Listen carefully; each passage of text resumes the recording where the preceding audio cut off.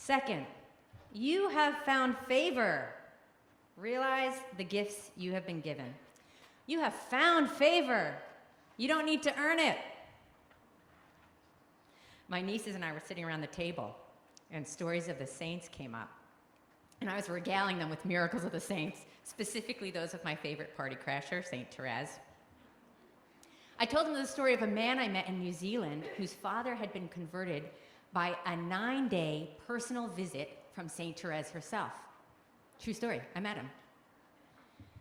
I told them of the story of a young boy who was very sick, and one night his house security alarm went off. His dad gets up, checks everything out, nothing's wrong, goes back to bed. The next morning, the kid says, "Hey, who let the nun into my room last night?" Totally healed. So one of my nieces is like wide-eyed, like awed, falling more and more in love with God by the moment. My other niece looks confounded. And then the 6-year-old outrage. Those kind of things never happen to me.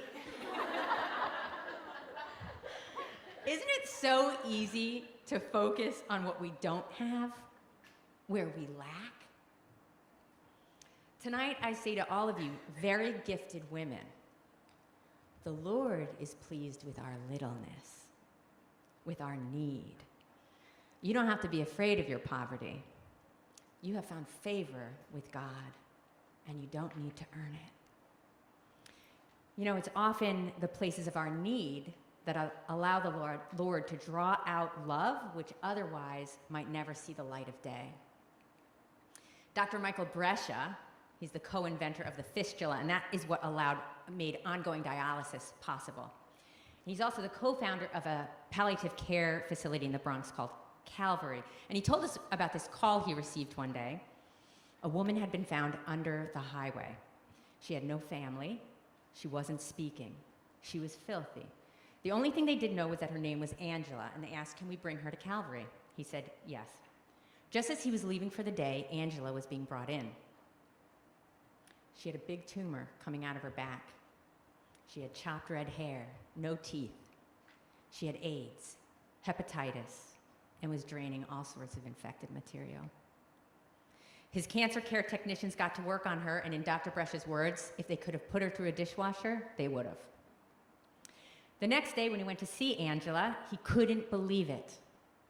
The team had cleaned her out, worked on her mouth, did her hair and her nails. They really loved her and treated her with such reverence and care. She didn't look like she understood anything, but Dr. Brescia said to her, "I'm going to promise you, Angela, that I will see you every day." And in his mind, he thought, every day I'm going to come in and touch you and tell God, I'm here because of my love for you.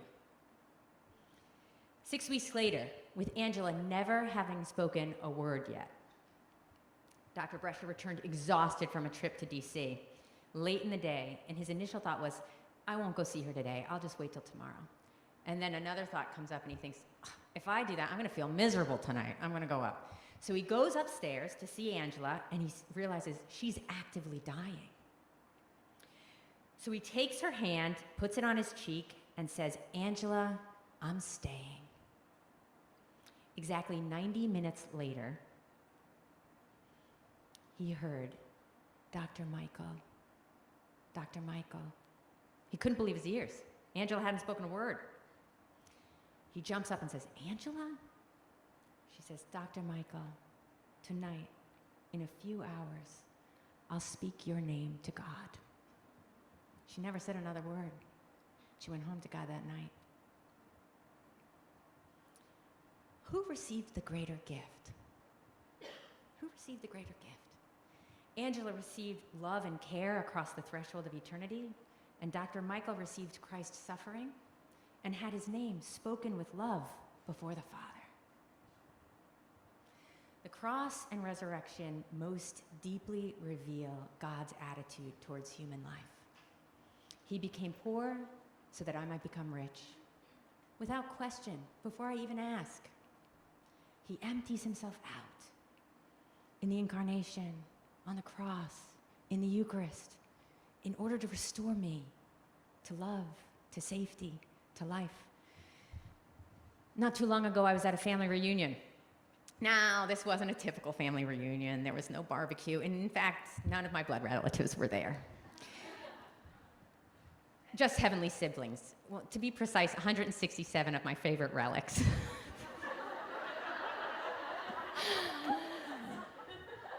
So I had parked the car and I was walking to the church hall, and I turned a corner and bam, the most beautiful sunset. Every color spread out across the sky. I was stopped in my tracks, soaking in the beauty. And I almost saw across the front of my mind this thought that said, turn around. And I was like, no way! And it was persistent. So I turned around, and there behind me on a slope was this enormous bronze crucifix. And I realized I was caught between created beauty and crucified beauty. And it was as if the sunset stopped in awe and looked at me and said, God is so in love with you, with the beauty he dreamt in you, that he lost his beauty so that you would know yours. God is so in love with you, with the beauty that he dreamt in you, that he lost his beauty so that you would know yours. I knew so clearly in that moment my brokenness. And I knew Christ's righteousness. And that he had taken on my brokenness so that I could receive his perfection, his righteousness before the Father. It's mine. He's given it to me.